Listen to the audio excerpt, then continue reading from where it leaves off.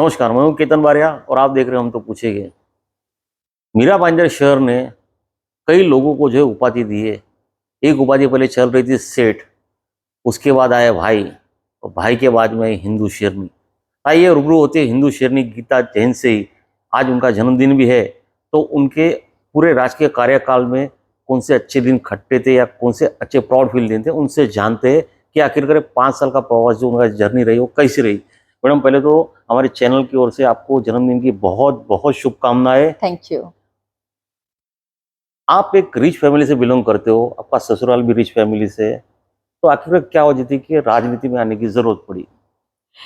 देखिए, मेरा पहला इलेक्शन एज अ कॉरपोरेटर, तब मैंने बिल्कुल स्वप्न में भी नहीं सोचा था कि मैं राजनीति में आऊँगी। मेरे ससुर जी जो जिला परिषद अध्यक्ष थे जब मेरी शादी हुई और उसके बाद एमपी भी बने, तो उनके लिए मैं बैक ऑफिस संभालती थी, थोड़ा बहुत प्रचार करने जाती थी। 2002 के इलेक्शन में ससुर जी ने कहा आपकी गीता आप लड़के देखो, और मैं मेंटली तब बिल्कुल भी प्रिपेयर नहीं थी, पर उन्होंने बहुत आग्रह किया। मैं आई और तब मुझे एक बात का एहसास ज़रूर हुआ कि अगर आप किसी पद पे हैं, अगर आपके हाथ में, तब तो मैं एक कॉर्पोरेटर ही थी, थोड़ी भी सत्ता है तो लोगों को अगर काम करना है तो ईज़ी हो जाता है। और समाज सेवा ये करना मेरे पहले से मेरा शौक था। एज़ अ स्टूडेंट मैंने काफ़ी कैंप लगाती थी।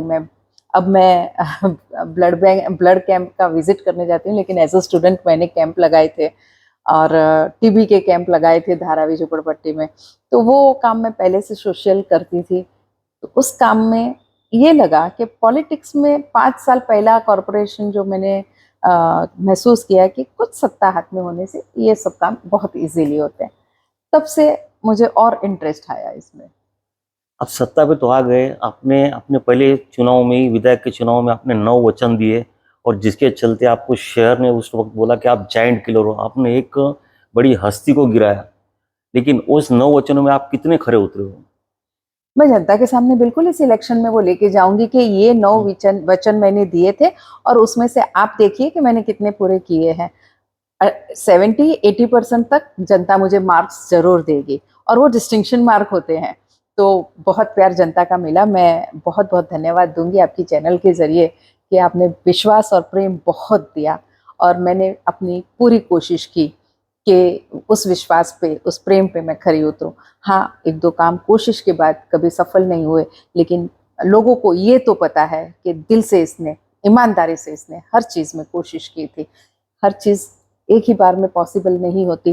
कोई-कोई चीज़ें 5 साल, 10 साल के बाद हम सफलता पाते हैं। हिम्मत मैं कहीं भी नहीं हारी हूँ, मेरी कोशिश जारी है। मैडम, एक हमारे परिवार में हर एक के माँ बाप सिखाते हैं कि अगर हमारे परिवार में हमारे आलोचना आलोचना करने वाले हो ना, तो उनको दुश्मन की जरूरत नहीं पड़ती। और आप अभी फिलहाल भाजपा परिवार के साथ में हो, मगर यहाँ के भाजपा के कुछ नेता हो या कुछ लोग ऐसे जो आज भी स्टेज पे मंच से कहीं भी आलोचना करते चुकते नहीं है कि 5 साल में कुछ काम नहीं कर पाए, करके ये सब करना पड़ रहा है। क्या जवाब देंगे उनको? शायद जो आलोचना करते हैं उनके दिल में पता होगा कि वो कितने झूठ बोल रहे हैं, क्योंकि उनके भी टेन्योर हुए। उन्होंने कितना निधि मीरा भाईंदर में लाया, मैंने कितना लाया, हम कंपेयर कर ले। आज दिन तक एक रिकॉर्ड है कि 3000 करोड़ के करीब करीब का निधि मीरा भाईंदर में अगर आया है तो वो इसी टेन्योर में आया है, उसके पहले कभी नहीं आया। जो मेरे साथ डिबेट करने को तैयार है, मैं 1 to 1 डिबेट करने को तैयार हूँ। अच्छा, उसमें अब अगर मेट्रो का गिनाते हैं तो मेट्रो ये आपके अकेले के बस की बात नहीं थी। अगर उस समय के मुख्यमंत्री देवेंद्र फडणवीस जी इस बात पे एग्री नहीं होते तो आपकी ताकत पे वो नहीं आया है।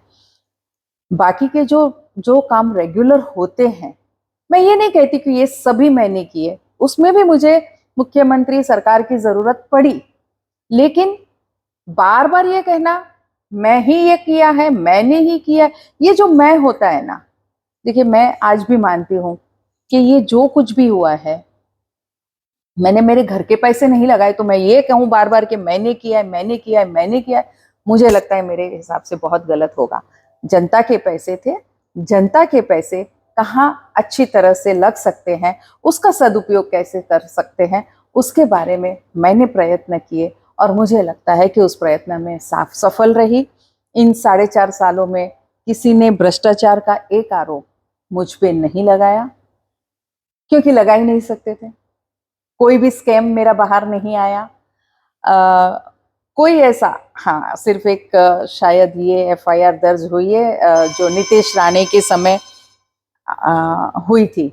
उसके अलावा का कोई स्कैम, कोई भ्रष्टाचार का आरोप, कोई बलात्कार का, खैर वो तो मेरे पे लग नहीं सकता, लेकिन ऐसे कोई भी आरोप मुझ पे नहीं लगे। बड़ी साफ सुथरी ये 4.5 साल निकाले और जितना हो सका मैंने लोगों के लिए काम करने का प्रयत्न किया और मुझे लगता है कि उसमें मुझे सफलता मिली। मैडम, इस 4.5 साल में जो है आपने कोरोना काल भी देखा, और कोरोना काल में हमने देखा था कि जब यहाँ पे क्वारंटाइन सेंटर बनने जा रहा था तो आपके घर के बाहर काफी विरोध भी हुआ था, काफी लोगों ने प्रोटेस्ट किए, नारेबाजी भी की थी। वो कार्यकाल आपका कैसा रहा मैम? देखिए, दिल को बड़ा सुकून मिलता है। रोड करते हैं, बाकी सब करते हैं, लेकिन आरोग्य के लिए जब मैं कभी कुछ करती हूँ, शिक्षा के लिए कभी कुछ करती हूँ, तो मेरे दिल को बहुत सुकून मिलता है कि मैंने मेरे पद का बरोबर उपयोग किया। उस समय भगवान ने ऐसा किया था कि हमारी वो 1200 फ्लैट वाली बिल्डिंग रेडी थी और ये सौभाग्य मुझे मिला कि मैं लोगों की कुछ सेवा उस समय कर सकूं जब हर हर तरह लोग बेसराह से, डरे हुए से, सहमे हुए से, जरूरत मदद की एक आशा के लिए खड़े थे। और उस समय अगर मैंने वो बिल्डिंग उनके लिए दे के मदद कर पाई तो मुझे बड़ा अच्छा लगा कि एक हमारे चीज का सही उपयोग हुआ है। और बहुत सुंदर कोविड सेंटर हुआ था। दूसरे राज्य के भी लोग जब यहाँ रह के गए तो उन्होंने बहुत तारीफ की कि आपका कोविड सेंटर सबसे अच्छा है, क्योंकि हर एक रूम में अपना अलग बाथरूम होना ये हर जगह संभव नहीं था। पर उस समय सौभाग्य था मीरा भाईंदर के लोगों का कि हमें ऐसी एक रेडी बिल्डिंग मिल गई। और मेरी हिम्मत थी, इसलिए मैंने हिम्मत की कि सबसे पहले बोलने के लिए मैं फ्री थी कि सामने ही मैं रहती हूँ, कुछ होगा तो पहले मुझे होगा। तो आप बिल्कुल बेफिक्र होके यहाँ कोविड सेंटर करिए। और हमने वो कोविड सेंटर बड़ी सफलता से चलाया। हमने ऑक्सीजन प्लांट, जो महाराष्ट्र में दूसरा ऑक्सीजन प्लांट था, वो हमारे पास आया। उस समय ये सब काम करके कभी ये महसूस नहीं हुआ कि बहुत मैंने किया, लेकिन ये महसूस जरूर होता था कि यहाँ के लोगों के सौभाग्य से मैं पद पे हूं तो ये काम कर पाई। कोरोना काल पूरे विश्व ने देखा है, और किसी के अच्छे अनुभव भी मिले, किसी को खराब भी मिले। कुछ लोग ऐसे भी थे जो अपने घर का भाड़ा तक नहीं छोड़ रहे थे, मगर इन्होंने अपनी पूरी बिल्डिंग जो है शहर के लिए दे दी, ताकि वहाँ पे जिसको भी कोरोना का हुआ रहेगा वो वहाँ पे जाके क्वारंटाइन हो सके। इसके लिए जिगर चाहिए। अगर इनको हिंदू शेरनी की पदवी दी गई तो इन्होंने कभी ये नहीं कहा था क्वारंटाइन सेंटर में मुसलमान को नहीं लेना चाहिए। मैडम, आपको हिंदू शेरनी की पदवी देने के बाद में एक मीराबाई शहर का एक इलाका ऐसा तैयार हो गया है जहाँ पर आपको एक अलग नज़रिए से देखा जाता है, या तो आपकी हर एक न्यूज़ पे एक अलग कमेंट की जाती है कि आप जो है एक समुदाय के विरोधी हो, या आप एक समुदाय के लिए ही काम करते हो। तो क्या वाकई ऐसा कोई है कि बीजेपी या आरएसएस के साथ में आने के बाद में आप वाकई कोई मुस्लिम समाज के विरोधी हो गए? देखिए, मैंने ऐसा कोई भी कार्य सिर्फ हिंदुओं के लिए किया हो तो बताइए। आपने बहुत सही कहा, मेरे वहाँ सेंटर में सभी मुस्लिम भी रह के गए। मैंने नया नगर में, जहाँ ज्यादातर मुस्लिम रहते हैं, वहाँ मैंने सीसीटीवी कैमरा का प्रोजेक्ट, उत्तन के बाद दूसरा प्रोजेक्ट वहाँ किया है। अभी तक मेरा वेस्ट और ये इलाका बाकी है। रोड, मैंने कभी ये नहीं सोचा कि नया नगर में रोड नहीं होने चाहिए, वहां भी सीसी रोड हो रहे हैं। और अब गवर्नमेंट ने लाडली बहना लाए हैं। कभी ये नहीं कहा कि मुस्लिम बहनें उसका लाभ नहीं ले सकती। हर धर्म, हर जाति की हमारी बहनें वहां आती है, अपना फॉर्म भरती है और उनको वो लाभ मिलता है। आपको कहूँ, मेरे ऑफिस में रोज आधार कार्ड साइन करने के लिए फॉर्म आते हैं। हिंदू भी होते हैं, मुस्लिम। क्या कभी मैंने अलग किया कि ये मुस्लिम के फॉर्म में मैं साइन नहीं करूंगी? ये कुछ 2-4 लोग हैं ना, ऐसा भ्रम फैलाते हैं। ये जो भी हुआ वो एक गलत चीज होने की सजा आप कहिए, या गलत चीज जो हुई, यानी आपके, देखिए मैं हमेशा हमारे मुस्लिम भाइयों को पूछती हूँ कि क्या आपके धर्म की ध्वजा को नीचे फेंका गया था, उस पर थूका गया होता या उसका अपमान किया गया था, तो क्या आपको सहन होता? बिल्कुल नहीं होता। उस समय भी मैं आपके साथ खड़ी रहती कि किसी के धर्म का अपमान नहीं करना चाहिए। सर्वधर्म समान और सम्मान, ये सिद्धांत मेरे जीवन का है। मैं मेरे धर्म का, हाँ, मैं फॉलो हिंदू धर्म करती हूँ, इसलिए मैं हिंदू कहलाती हूँ। बीच में ये भी आया था कि जैन हिंदू नहीं होते। अब वो मुझे कभी कभी उनके भी अकल पे हंसना आता है कि कम से कम आप पब्लिक में बोल रहे हैं तो ये तो देखिए बोलिए कि जैन हिंदू ही होते हैं, ये हिंदू के प्रकार है। जैन हो, सिख हो, पंजाबी हो, बौद्ध हो, ये सब हिंदू के, हम उसे हम हिंदू में गिनते हैं क्योंकि हम हिंदू लॉ फॉलो करते हैं। तो यस, मेरा धर्म है, मैं मेरे धर्म के रीति रिवाज, आस्था, मैं सब वो करती हूँ, लेकिन मैंने कभी दूसरे धर्म का अपमान नहीं किया। और मुझे लगता है कि दुनिया का हर धर्म ये सिखाता है कि सभी धर्मों का सम्मान करे, किसी पे अन्याय ना करे, किसी का अपमान ना करे। मैडम, आपने इतिहास पढ़ा होगा कि हमारे देश की हमेशा से एक दुर्गति कहो या एक शोकांकित कहो कि एक दूसरे की मदद करने के लिए बाजू वाला बाहर नहीं आएगा, लेकिन हाँ, धर्म के नाम पे एक दूसरे का गला काटने जरूर बाहर आएगा। कब तक अपनी, अब ये आग धीरे धीरे अपने हमारे शहर में भी आएगी, तो कब तक लोगों के बच्चे जो है धर्म के नाम पे बढ़ते रहेंगे? क्या कभी मीरा भाईंदर शहर अपनी स्कूल, कॉलेजेस या यूनिवर्सिटी के नाम से जाना जाएगा? उसके लिए आप क्या प्रयास करोगे? आपने अभी मेरा 2 दिन पहले का अगर विधानसभा में किया हुआ मेरा बजट पे जो मैंने डिमांड थी, उसमें मैंने यहाँ एक मेडिकल कॉलेज और महाविद्यालय की मांग की है, क्योंकि यहाँ हमारे पास जमीन है उतनी। तो ये मेरा, और उसमें मैंने कहा है कि हमारी बस्ती इतनी बढ़ रही है, हमारे बच्चों को बाहर जाना पड़ रहा है कॉलेज के लिए, तो हमें हमारे शहर में एक कॉलेज दीजिए और मैं वो ला के रहूँगी। बाकी फैसिलिटीज़, शिक्षा के लिए बहुत सारी ऐसे अभी कॉलेजेस हैं जो हमारे यहाँ खुल सकती है, लेकिन किसी कारणवश नहीं खुल रही है। बहुत ऐसे शिक्षा के माफिया है जो अपनी अपनी एक प्राइवेट स्कूल लेके बैठे हैं, लोगों से जो मन चाहे वो फ़ी वसूल कर रहे हैं। मैं उसके भी खिलाफ हूँ, मैं उसके लिए भी आवाज़ उठाऊँगी और मेरा प्रयत्न रहेगा कि यहाँ अफोर्डेबल शिक्षा ज़रूर लाई जाए। काफ़ी प्रयत्नों के बाद आप देखेंगे कि मेरे कुछ स्कूल में रिनोवेशन हुआ है, कुछ स्कूल में मैंने डिजिटल डिस्प्ले लाए हैं। मैंने आरोग्य में इतना काम किया है। अब टेम्बा में हमारी मेमोग्राफी मशीन आई है और 1-2 दिन में वो अभी इंस्टॉल हो रही है और 1-2 दिन में हम उसका चालू कर देंगे मेमोग्राफी। मैं टेम्बा में आज मोतियाबिंदु के इतने सफल ऑपरेशन हुए हैं और लेज़र से ऑपरेशन होते हैं और बिल्कुल आधुनिक तरीके से ऑपरेशन होते हैं। तो ये सब उपलब्धियाँ मैं चाहती थी कि वो एक ही साल में आ जाए, लेकिन कोरोना के 2.5 साल और उसके बाद थोड़ा-सा सरकारी प्रक्रिया में लगने वाला समय, पर आज आप टेम्बा में जाके देखिए तो शायद ही छोटे-मोटे हर्निया, बाकी ऐसे ऑपरेशन होने लग गए हैं। ऑपरेशन थिएटर बहुत अच्छा बन गया है। मोतीबिंदु के ऑपरेशन होने लग गए हैं। हम मेमोग्राफी भी चालू करने जा रहे हैं। डायलिसिस की बहुत अच्छी मशीनें आ गई हैं। तो बेसिक सुविधा हमने उपलब्ध करा दी है। बहुत जल्दी कैथ लैब आएगी, ताकि हार्ट के भी सभी पेशेंट को हम वहाँ अकोमोडेट कर सके। धीरे-धीरे सुधर रहा है। ये काफ़ी अहम अहम सवाल। अपने 4.5-5 साल के कार्यकाल में कोई एक ऐसा काम जो आपसे पुराना हो, जिसका आपको रंज हो कि यार ये काम होना चाहिए था? जी हाँ, मैं ज़रूर कहूँगी। देखिए, उसके साथ मैं ये भी आपको कहना चाहूँगी कि मेरे दिल के करीब जो मुझे बहुत अच्छा लगा कि ये 5 साल में अगर मैंने ये काम किया और उसका मुझे दिल से संतोष हुआ है, तो वो कैंसर हॉस्पिटल।